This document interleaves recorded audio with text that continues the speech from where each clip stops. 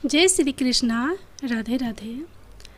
आज आप लोग सुनेंगे माँ अन्नपूर्णा की व्रत कथा। सबसे पहले जानेंगे कि माँ अन्नपूर्णा की उत्पत्ति कैसे हुई।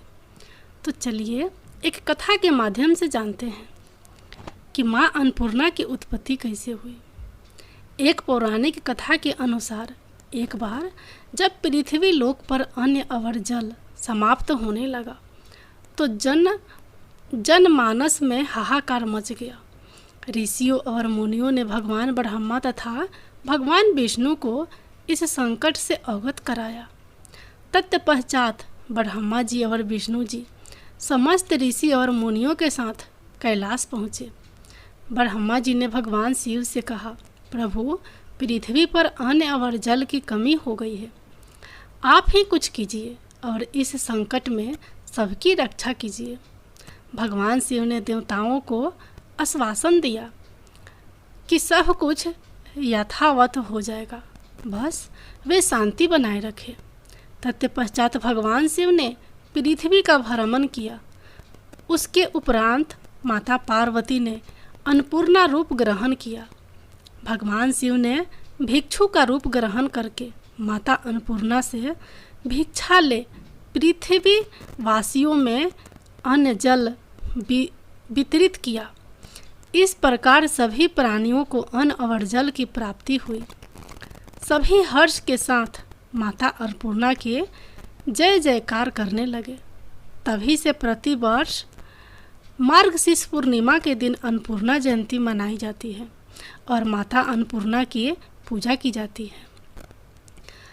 अन्नपूर्णा जयंती अन्न के महत्व का ज्ञान कराती है और यह संदेश देती है कि कभी भी अन्न का निरादर नहीं करना चाहिए और ना ही उसे व्यर्थ करना चाहिए। जितनी ज़रूरत हो उतना ही भोजन पकाएं ताकि अन्न बर्बाद ना हो।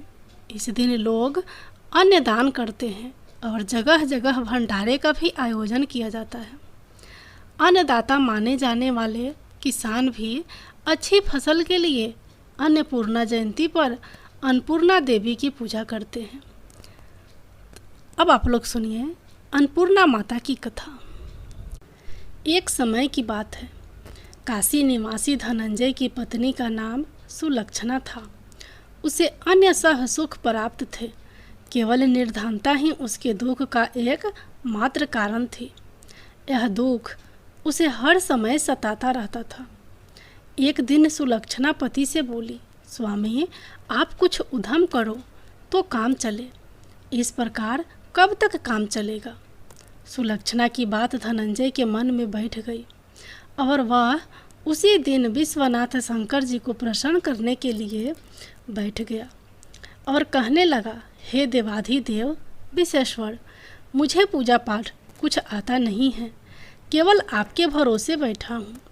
इतनी विनती करके वह 2-3 दिन भूखा प्यासा बैठा रहा। यह देखकर भगवान शंकर ने उसके कान में अन्नपूर्णा अन्नपूर्णा अन्नपूर्णा इस प्रकार 3 बार कहा। यह कौन क्या कह गया, इसी सोच में धनंजय पड़ गया कि मंदिर से आते ब्राह्मणों को देखकर पूछने लगा, पंडित जी, अन्नपूर्णा कौन है। ब्राह्मण ने कहा, तू अन्न छोड़ बैठा है, सो तुझे अन्न की ही बात सोचती है, जा घर जाकर अन्न ग्रहण कर।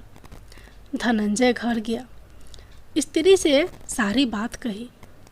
वह बोली, नाथ, चिंता मत करो, स्वयं शंकर जी ने यह मंत्र दिया है, वे स्वयं ही खुलासा करेंगे, आप फिर जाकर उनकी आराधना करो। धनंजय फिर जैसा का तैसा पूजा में बैठ गया। रात्रि में शंकर जी ने आज्ञा दी और कहा, तो पूर्व दिशा में चला जा। वह अन्नपूर्णा का नाम जपता जाता और रास्ते में फल खाता, झरनों का पानी पीता जाता। इस प्रकार कितने ही दिनों तक चलता गया। वहाँ उसे चांदी सी चमकती वन की शोभा देखने में आई, सुंदर सरोवर देखने में आया। उसके किनारे कितनी ही अप्सराएं झुंड बनाए बैठी थी। एक कथा सुनती और सब मिलकर माँ अन्नपूर्णा इस प्रकार बार बार कहती थी, यह अगहन मार्ग मार्गशीर्ष मास की उजेली रात्रि थी और आज से ही वह व्रत का आरंभ हुआ था। जिस शब्द की खोज करने वह निकला था वह उसे वहाँ सुनने को मिला। धनंजय ने उनके पास जाकर पूछा, हे देवियों, आप यह क्या करती हो? उन सब ने कहा, हम सब माँ अन्नपूर्णा का व्रत करती हैं। धनंजय ने पूछा, व्रत पूजा करने से क्या होता है? यह किसी ने किया भी है? इसे कब किया जाए और कैसा व्रत है? मैं और कैसी विधि है? मुझसे भी विस्तार से बतलाओ। वे कहने लगी, इस व्रत को सब कोई कर सकते हैं। 21 दिन तक के लिए 21 गांठ का सूत लेना चाहिए। 21 दिन यदि ना बने तो एक दिन उपवास करे। यह भी ना बने तो केवल कथा सुनकर प्रसाद ले। निराहार रहकर कथा कहे। कथा सुनने वाला कोई ना मिले तो पीपल के पत्तों को रख, सुपारी या घृत कुमारी, गुआर पाठ वृक्ष को सामने रख, सामने कर, दीपक को साक्षी कर, सूर्य, गाय, तुलसी या महादेव को बिना कथा सुनाए मुख में दाना न डाले। यदि भूल से कुछ पड़ जाए तो एक दिवस पर फिर उपवास करे। व्रत के दिन क्रोध ना करे और झूठ ना बोले। धनंजय बोला, इस व्रत के करने से क्या होगा? वे कहने लगी, इसके करने से अंधों को नेत्र मिले, लूलों की हाथ मिले, निर्धन के घर धन आए, बांझी को संतान मिले, मूर्ख को विद्या आए। जो जिस कामना से व्रत करे माँ उसकी इच्छा पूरी करती है। वह कहने लगा, बहिनों, मेरे पास भी धन नहीं है, विद्या नहीं है, कुछ भी तो नहीं है। मैं तो दुखिया ब्राह्मण हूँ, मुझे इस व्रत का सूत दोगी? वो बोली, हाँ भाई, तेरा कल्याण हो, हम तुम्हें अवश्य देंगे। ले, इस व्रत का सूत ले। धनंजय ने व्रत किया। व्रत पूरा हुआ। तभी सरोवर में से 21 खंड की सुवर्ण सीढ़ी हीरा मोती जड़ी हुई प्रकट हुई। धनंजय जय अन्नपूर्णा अन्नपूर्णा कहता जाता था। इस प्रकार कितनी ही सीढ़ियाँ उतर गया तो क्या देखता है कि करोड़ों सूर्य से प्रकाशमान अन्नपूर्णा का मंदिर है। उसके सामने सुवर्ण सिंहासन पर माता अन्नपूर्णा विराजमान है। सामने भिक्षा हेतु शंकर भगवान खड़े हैं। देवांगनाएं चंवर डुलाती है। कितने ही हथियार बांधे पहरा देती है। धनंजय दौड़कर जगदम्बा के चरणों में गिर गया। देवी उसके मन का कलेश जान गई। धनंजय कहने लगा, माता, आप तो अंतर्यामिनी हो, आपको अपनी दशा क्या बताऊं? माता बोली, मेरा व्रत किया है, जा, संसार तेरा सत्कार करेगा। माता ने धनंजय के जिह्वा पर बीज मंत्र लिख दिया। अब तो उसके रोम रोम में विद्या प्रकट हो गई। इतने में क्या देखता है कि वह काशी विश्वनाथ के मंदिर में खड़ा है। माँ का वरदान ले धनंजय घर आया। सुलक्षणा से सब बात कही। माताजी की कृपा से उसके घर में संपत्ति उमड़ने लगी। छोटा सा घर बहुत बड़ा गिना जाने लगा। जैसे शहद के छत्ते में मक्खियाँ जमा होती हैं, उसी प्रकार अनेक संगे संबंधी आकर उसकी बड़ाई करने लगे। कहने लगे, इतना धन और इतना बड़ा घर, सुंदर संतान नहीं तो इस कमाई का कौन भोग करेगा? सुलक्षणा से संतान नहीं है, इसलिए तुम दूसरा विवाह करो। अनिच्छा होते हुए भी धनंजय को दूसरा विवाह करना पड़ा और सती सुलक्षणा को सौत का दुख उठाना पड़ा। इस प्रकार दिन बीतते गए। फिर अगहन मास आया। नए बंधन से बंधे पति से सुलक्षणा ने कहलाया कि हम व्रत के प्रभाव से सुखी हुए हैं, इस कारण यह व्रत छोड़ना नहीं चाहिए। यह माता जी का प्रताप है जो हम इतने संपन्न और सुखी हैं। सुलक्षणा की बात सुन धनंजय उसके यहाँ आया और व्रत में बैठ गया। नई बहू को इस व्रत की खबर नहीं थी। वह धनंजय के आने की राह देख रही थी। दिन बीतते गए और व्रत पूर्ण होने में 3 दिवस बाकी थे कि नई बहू को खबर पड़ी। उसके मन में ईर्ष्या की ज्वाला दहकने लगी थी। सुलक्षणा के घर आ पहुंची और उसने वहां भगदड़ मचा दी। वह धनंजय को अपने साथ ले गई। नए घर में धनंजय को थोड़ी देर के लिए निंद्रा ने आ दबाया। इसी समय नई बहू ने उसका व्रत का सूत तोड़कर आग में फेंक दिया। अब तो माताजी का कोप जाग गया। घर में अकस्मात आग लग गई। सब कुछ जलकर खाक हो गया। सुलक्षणा जान गई और पति को फिर अपने घर ले आई। नई बहू रूठकर पिता के घर जा बैठी। पति को परमेश्वर मानने वाली सुलक्षणा बोली, हे नाथ, घबराना नहीं, माताजी की कृपा अलौकिक है। पुत्र को पुत्र हो जाता है पर माता को माता नहीं होती। अब आप श्रद्धा और भक्ति से आराधना शुरू करो, वे जरूर हमारा कल्याण करेंगे। धनंजय फिर माता के पीछे पड़ गया। फिर वहीं सरोवर सीढ़ी प्रकट हुई। उसमें माँ अन्नपूर्णा कहकर वह उतर गया। वहाँ जा माताजी के चरणों में रुदन करने लगा। माता प्रसन्न हो बोली, यह मेरी स्वर्ण की मूर्ति ले, उसकी पूजा करना तो फिर सुखी हो जाएगा। जा, तुझे मेरा आशीर्वाद है। तेरी स्त्री सुलक्षणा ने श्रद्धा से मेरा व्रत किया है, उसे मैंने पुत्र दिया है। धनंजय ने आंखें खोली तो खुद को काशी विश्वनाथ के मंदिर में खड़ा पाया। वहाँ से फिर उसी प्रकार घर को आया। इधर सुलक्षणा के दिन चढ़े और महीने पूरे होते ही पुत्र का जन्म हुआ। गांव में आश्चर्य की लहर दौड़ गई। इस प्रकार उसी गांव के निसंतान सेठ के पुत्र होने पर उसने माता अन्नपूर्णा का मंदिर बनवा दिया। उसमें माता जी धूमधाम से पधारी, यज्ञ किया और धनंजय को मंदिर के आश्चर्य का पद दे दिया। जीविका के लिए मंदिर की दक्षिणा और रहने के लिए बड़ा सुंदर सा भवन दिया। धनंजय स्त्री पुत्र सहित वहाँ रहने लगा। माता जी की चढ़ावे में भरपूर आमदनी होने लगी। उधर नई बहू के पिता के घर डाका पड़ा, सब लूट गया। वे भीख मांगकर पेट भरने लगे। सुलक्षणा ने यह सुना तो उन्हें बुला भेजा, अलग घर में रख लिया और उनके अन्न वस्त्र का प्रबंध कर दिया। धनंजय, सुलक्षणा और उसका पुत्र माताजी की कृपा से आनंद से रहने लगे।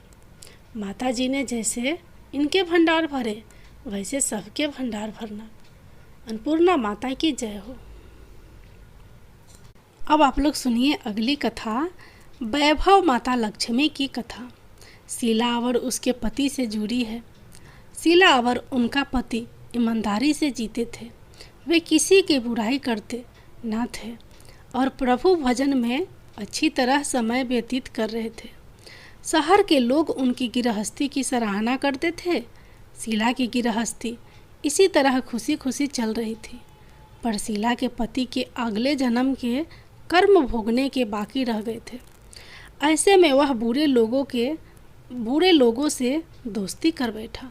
वह जल्द से जल्द करोड़पति होने के ख्वाब देखने लगा। इसलिए वह गलत रास्ते पर चल गया। रास्ते पर भटकते भिखारी जैसी उसकी हालत हो गई थी।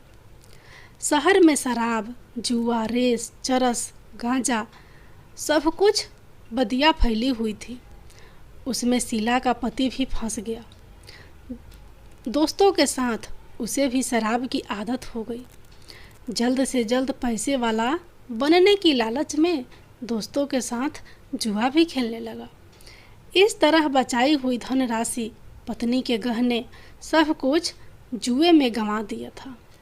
इसी तरह एक वक्त ऐसा भी था कि वह सुशील पत्नी शीला के साथ मज़े में रहता था और प्रभु भजन में सुख शांति से वक्त व्यतीत करता था। उसके बजाय घर में दरिद्रता और भूखमरी फैल गई। सुख से खाने की बजाय 2 वक्त भोजन के लाले पड़ गए और शीला को पति की गालियाँ खाने को वक्त आ गया था। शीला सुशीला और संस्कारी स्त्री थी। उसको पति के बर्ताव से बहुत दुख हुआ, किंतु वह भगवान पर भरोसा करके बड़ा दिल रखकर दुख सहने लगी। कहा जाता है कि सुख के पीछे दुख और दुख के पीछे सुख आता ही है, इसलिए दुख के बाद सुख आएगा ही। ऐसी श्रद्धा के साथ सुशीला प्रभु भक्ति में लीन रहने लगी। इस तरह शीला असह्य दुख सहते सहते प्रभु भक्ति में भक्त बिताने लगी। अचानक एक दिन दोपहर को उनके द्वार पर किसी ने दस्तक दी। शीला सोच में पड़ गई कि मुझ जैसे गरीब के घर इस वक्त कौन आया होगा। फिर भी द्वार पर आए हुए अतिथि का आदर करना चाहिए। ऐसे आर्य धर्म के संस्कार वाली शीला ना खड़े होकर द्वार खोला। देखा तो सामने एक माँ जी खड़ी थी। वे बड़ी उम्र की लगती थी, किंतु उनके चेहरे पर अलौकिक तेज निखर रहा था। उनकी आँखों में माने अमृत बह रहा था। उनका भव्य चेहरा करुण और प्यार से झलकता था। उनका देखते ही शीला के मन में अपार शांति छा गई। वैसे शीला इस माँ जी को पहचानती न थी, फिर भी उनको देखकर शीला के रोम रोम में आनंद छा गया। शीला माँ जी को अंदर के आदर के साथ घर में लाई। घर में बिठाने के लिए कुछ भी नहीं था, अतः शीला ने सकुचा कर फटी हुई चादर पर उनको बिठाया। शीला ने सकुचाया कर कहा, माँ, आपको देखते ही बहुत खुशी हो रही है, बहुत शांति हो रही है। ऐसा लगता है कि मैं बहुत खुशी हो रही है। ऐसा लगता है कि मैं बहुत दिनों से जिसे ढूंढ रही थी वे आप ही हैं, पर आपको पहचान नहीं सकती। माँ जी ने कहा कि क्यों मुझे भूल गई। हर शुक्रवार को लक्ष्मी जी के मंदिर में भजन कीर्तन होते हैं, तब मैं भी वहाँ आती हूँ। वहाँ हर शुक्रवार को हम मिलते हैं। पति गलत रास्ते पर चढ़ गया, तब से शीला बहुत दुखी हो गई थी और दुख की मारी वह लक्ष्मी जी को मंदिर में भी नहीं जाती थी। बाहर के लोगों के साथ नज़र मिलाते भी उसे शर्म लगती थी। उसने यादाश्त पर जोर दिया, पर यह माँ जी याद नहीं आ रही थी। तभी माँ जी ने कहा, तू लक्ष्मी जी के मंदिर में कितने मधुर भजन गाती थी, अभी अभी तू दिखाई नहीं देती थी, इसलिए हुआ कि तू क्यों नहीं आती है, कहीं बीमार तो नहीं हो गई है। ऐसा सोचकर मैं मिलने चली आई हूँ। माँ जी के अति प्रेम भरे शब्दों से शीला का हृदय पिघल गया। उसकी आंख में आंसू आ गए। माँ जी के सामने वह बिलख बिलख कर रोने लगी। यह देखकर माँ जी शीला के नज़दीक सिर के ओर उसकी सिसकती पीठ पर प्यार भरा हाथ फेर कर सांत्वना देने लगी। माँ जी ने कहा, सुख और दुख तो धूप और छाँव जैसे होते हैं। सुख के पीछे दुख आता है तो दुख के पीछे सुख भी आता है। धैर्य रखो बेटी, और तुझे क्या परेशानी है? तेरे दुख की बात मुझे सुना, तेरा मन भी हल्का हो जाएगा और तेरे दुख का कोई उपाय भी मिल जाएगा। माँ जी की बात सुनकर शीला के मन को शांति मिली। उसने माँ जी को कहा, माँ, मेरी गृहस्थी में भरपूर सुख और खुशियाँ थी। मेरे पति भी सुशील थे। भगवान की कृपा से पैसे की बात में भी हमें संतोष था। हम शांति से गृहस्थी चलाते, ईश्वर भक्ति में अपना वक्त व्यतीत करते थे। यकायक हमारा भाग्य हमसे रूठ गया। मेरे पति को बुरी दोस्तों की आदत लग गई। बुरी दोस्त की वजह से वे शराब, जुआ, रेस, चरस, गांजा खराब आदतों के शिकार हो गए और उन्होंने सब कुछ गंवा दिया और हम रास्ते के भिखारी जैसे बन गए। यह सुनकर माँ जी ने कहा, सुख के पीछे दुख और दुख के पीछे सुख आता ही रहता है। ऐसा भी कहा जाता है कि कर्म की गति न्यायी होती है। हर इंसान को अपने कर्म भुगतने पड़ते हैं, इसलिए तू चिंता मत कर। अब तू कर्म भुगत चुकी है, अब तुम्हारे सुख के दिन अवश्य आएंगे। तू तो माँ लक्ष्मी जी की भक्त है। माँ लक्ष्मी जी तो प्रेम और करुणा के अवतार हैं। वे अपने भक्तों पर हमेशा ममता रखती है। इसलिए तू धैर्य रख के माँ लक्ष्मी का व्रत कर, इससे सब कुछ ठीक हो जाएगा। माँ लक्ष्मी का व्रत करने की बात सुनकर शीला के चेहरे पर चमक आ गई। उसने पूछा, माँ लक्ष्मी का व्रत कैसे किया जाता है? वह मुझे समझाएं, मैं यह व्रत अवश्य करूँगी। माँ जी ने कहा, बेटी, माँ लक्ष्मी जी का व्रत बहुत सरल है। उसे वर लक्ष्मी व्रत या वैभव लक्ष्मी व्रत कहा जाता है। यह व्रत करने वाले सब मनोकामना पूर्ण होती है। वह सुख संपत्ति और यश प्राप्त करता है। ऐसा कहकर माँ जी वैभव लक्ष्मी व्रत की विधि कहने लगी। प्रसाद पहले पति को खिलाया। प्रसाद खाते ही पति के स्वभाव में फर्क पड़ गया। उस दिन उसने शीला को मारा नहीं, सताया भी नहीं। शीला को बहुत आनंद हुआ। उनके मन में वैभव लक्ष्मी व्रत के लिए श्रद्धा बढ़ गई। शीला ने पूर्ण श्रद्धा भक्ति से 20 शुक्रवार तक वैभव लक्ष्मी व्रत किया। 21वें शुक्रवार को माँ जी के कहे मुताबिक उद्यापन विधि करके 7 स्त्रियों को वैभव लक्ष्मी व्रत की 7 पुस्तकें उपहार में दी। फिर माता जी के धन लक्ष्मी स्वरूप की छवि को वंदन करके भाव से मन ही मन प्रार्थना करने लगी, हे माँ धन लक्ष्मी, मैंने आपका वैभव लक्ष्मी व्रत करने की मन्नत मानी थी, वह व्रत आज पूर्ण किया है। हे माँ, मेरी हर विपत्ति दूर करो, हमारा सबका कल्याण करो। जिसे संतान ना हो उसे संतान देना, सौभाग्यवती स्त्रियों का सौभाग्य अखंड रखना, कुंवारी लड़कियों को मन भावन पति देना। आपका यह चमत्कारी वैभव लक्ष्मी व्रत करे, उनकी सब विपत्ति दूर करना, सबको सुखी करना। हे माँ, आपकी महिमा अपार है। ऐसा बोलकर लक्ष्मी जी के धन लक्ष्मी स्वरूप की छवि को प्रणाम किया। इस तरह शास्त्रीय विधि पूर्वक शीला ने श्रद्धा से व्रत किया और तुरंत ही उसे फल मिला। उसका पति गलत रास्ते पर चला गया था, वह अच्छा आदमी हो गया और कड़ी मेहनत करके व्यवसाय करने लगा। माँ लक्ष्मी की कृपा से शीला के घर में धन भी बढ़ गए, धन की बाढ़ आ गई।